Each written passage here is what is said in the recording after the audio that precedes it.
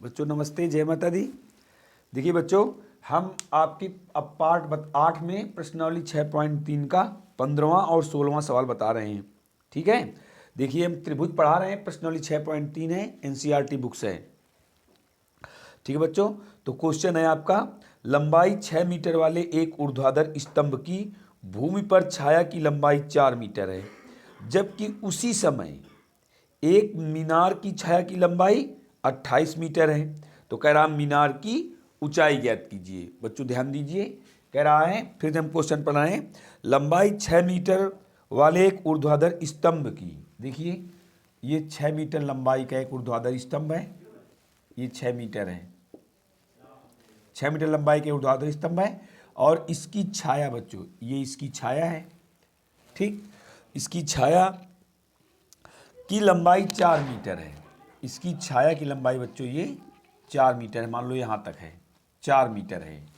ठीक, अब बच्चों छाया कैसी बनती है, जबकि कह रहा उसी समय एक मीनार की छाया, ध्यान दीजिए, एक ये मीनार है, कह रहा एक मीनार की छाया, ये मीनार की छाया हो गई, उसी समय बोल रहा है, कह रहा उसी समय मीनार की छाया, ठीक है, की लंबाई 28 मीटर है।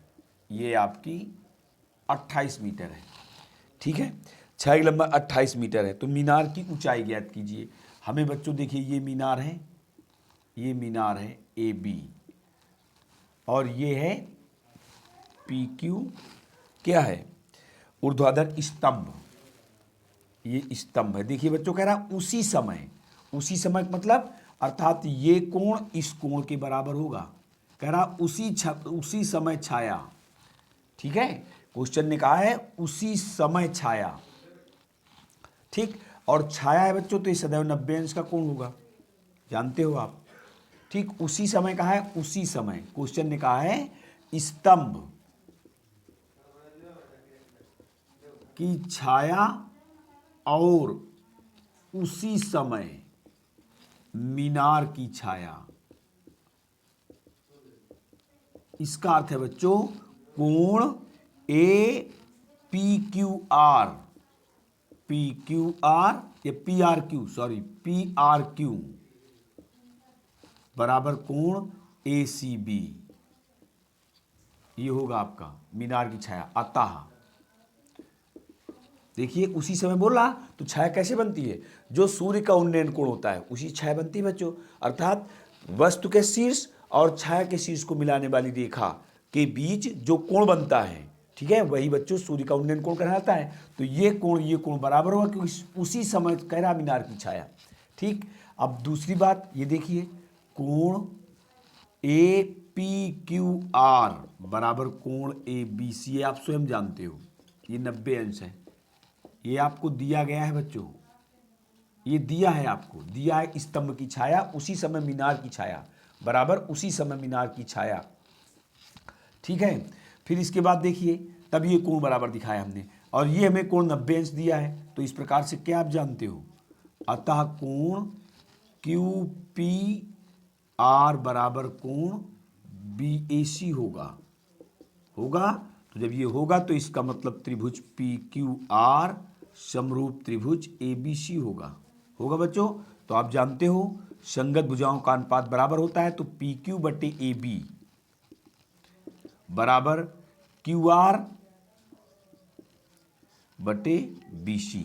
ठीक है, इन्हीं से हमें मतलब है, भुजाएं में ज्ञात है। देखिए 6 बटे 4, क्यू आर कितना है 6 बटे ए बी, सॉरी गलती लिख गए हम, 6 बटे ए बी बराबर 4 बटे 28, तो 4 एक कम 4, 4 सते 28, गुणा कर दीजिए आप तिरछा, तो ए बी बराबर 7 छंग 42 मीटर। अर्थात बच्चों मीनार की ऊंचाई, मीनार की ऊंचाई आगे कितनी 42 मीटर, इसको आप एच मान दीजिए, या ए बी लिखा रहने दीजिए, कोई प्रॉब्लम नहीं है। हमने ए बी लिखा है, ए बी लिखा रहने दीजिए। ठीक है, तो इस प्रकार से बच्चों ये आपका क्वेश्चन कंप्लीट हो गया। ठीक, ए बी ये आपकी मीनार है, ये मीनार है, और ये क्या है, ये आपका स्तंभ था, स्तंभ। अब बच्चों देखें हमने क्या किया गया है, हमने छोटा बड़ा अलग अलग बना दिया है। ठीक है। अब हमने क्वेश्चन पूरा नहीं पढ़ा था, आपको बड़ी बनानी चाहिए, ये मीनार बड़ी होगी, स्तंभ छोटा होगा, ये हमको स्तंभ दिखाना चाहिए और ये मीनार दिखानी चाहिए। लंबाई के साथ देखिए, हम यहाँ 4 मीटर है, यहाँ 28 मीटर है, 4 मीटर बड़ा है, 28 मीटर छोटा है, इसलिए चित्र में आपको ये बड़ा बना देना है। आप इसको ऐसे कर देना, चूंकि 28 मीटर दिया हुआ है, आप इससे बड़ा बना देना, ऐसा कर देना चित्र, तो देखने में अच्छा लगेगा। ऐसे कर दीजिए आप, ठीक। और ये आपकी हो गई, यहां तक करिए 28 मीटर, ये आपकी 28 मीटर हो गई, और ये आप ए बी इसको मान दीजिए, और ये हो गया सी। ऐसे चित्र बनाइए, इससे बड़ा ये बना दीजिए। अब ये आपकी हुई मीनार, ठीक। यही इसी की ऊंचाई ज्ञात करनी है।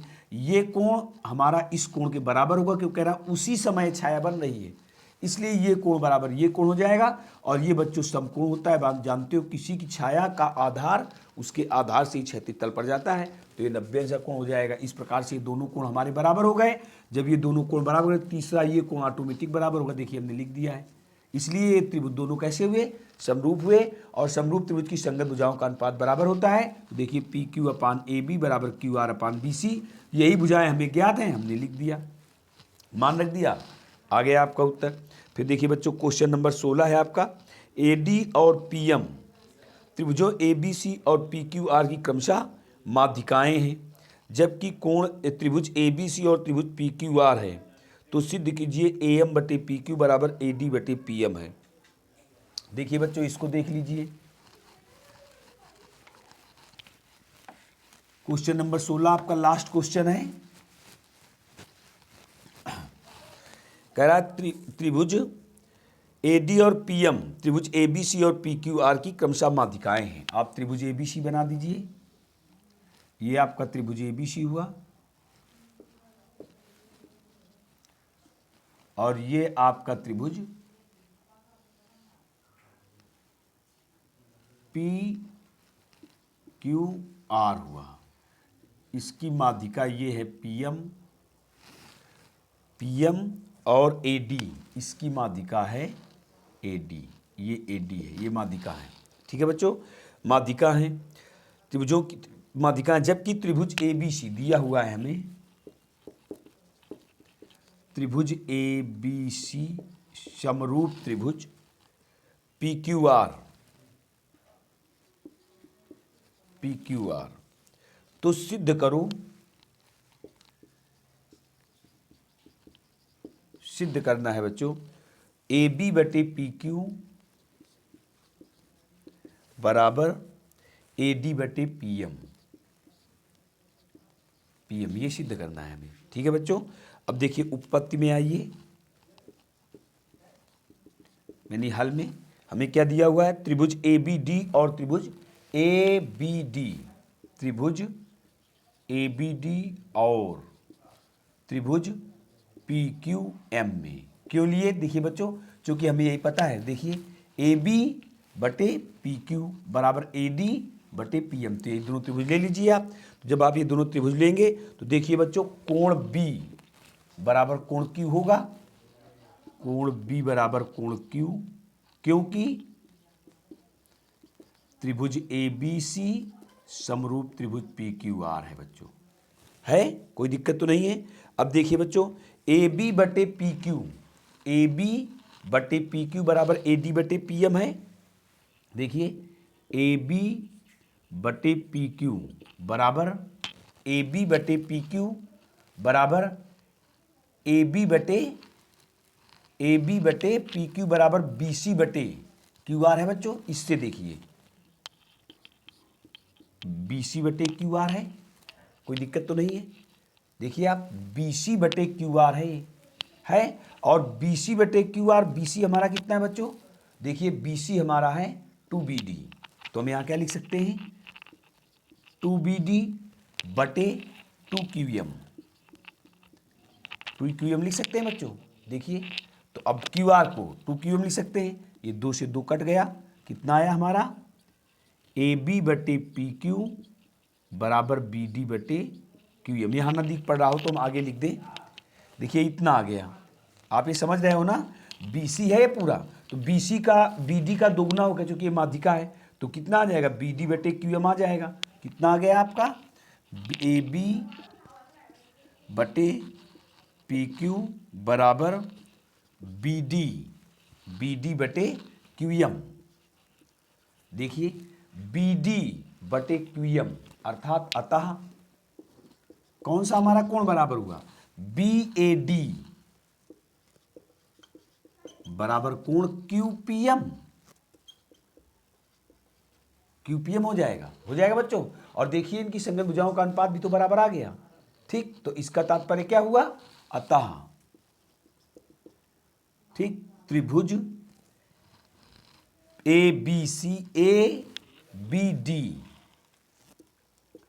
ABD समरूप त्रिभुज। देखिए जैसे PQM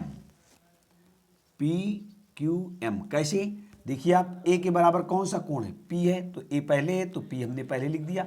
फिर इसके बाद B बराबर Q आपको पता ही है, कोण B बराबर Q आपको पता ही है। तीसरा कोण जब ये कोण इस कोण के बराबर आपने ये सिद्ध किया, ये कोण इस कोण के बराबर हमें दिए हुआ है, तो जब इन दोनों त्रिभुजों में ये इसके बराबर ये इसके बराबर, तो ये कोण ऑटोमेटिक हमारा बराबर हो जाएगा। इसलिए बच्चों ये दोनों त्रिभुज हो गए समरूप, और जब समरूप त्रिभुज है तो इन संगत भुजाओं का अनुपात बराबर होता है। तो आप क्या लिख सकते हो अतः AB बटे PQ बराबर AD बटे PM। देखिए AB बटे PQ बराबर AD बटे PM, यही आपको सिद्ध करना था। ये आपका सिद्ध हो गया। देखिए यही तो सिद्ध करना था आपको, कोई दिक्कत तो नहीं है। फिर से समझ लीजिए आप, क्वेश्चन ने हमसे कहा था त्रिभुज ABC और त्रिभुज PQR की माध्यिका AD और PM है। यदि ये दोनों त्रिभुज समरूप हैं तो सिद्ध कीजिए AB बटे PQ बराबर AD बटे PM। ये सिद्ध करना था हमें, तो हमने त्रिभुज ABC और त्रिभुज PQM लिया। त्रिभुज